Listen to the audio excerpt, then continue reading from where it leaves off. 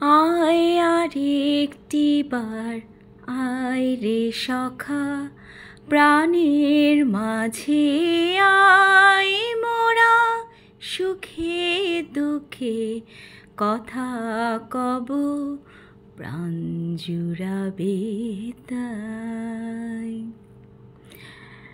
সত্যি আমরা যখন এই ছোট্ট ছোট্টবেলার বান্ধবীরা একসাথে হই, বিশ্বাস করেন আমাদের একটাই চাওয়া, একটাই পাওয়া, আড্ডা দিব, ঘুমাবো, খাবো, আড্ডা দিব, ঘুমাবো। আর কত যে গল্প থাকে আমাদের, সেই স্কুলের গল্প, স্কুলে কি করেছি, কে কার টিচারদের ক্লাসে পানিশমেন্ট পেত, কে কেমন করতো, মানে কত গল্প, কত আমাদের আমরা নস্টালজিক হয়ে যাই।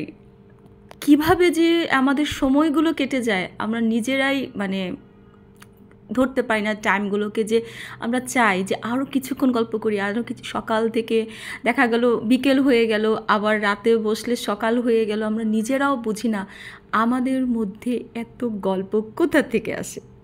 ওই যে একটাই চাওয়া আমাদের, খাবো, ঘুমাবো, আড্ডা দিব।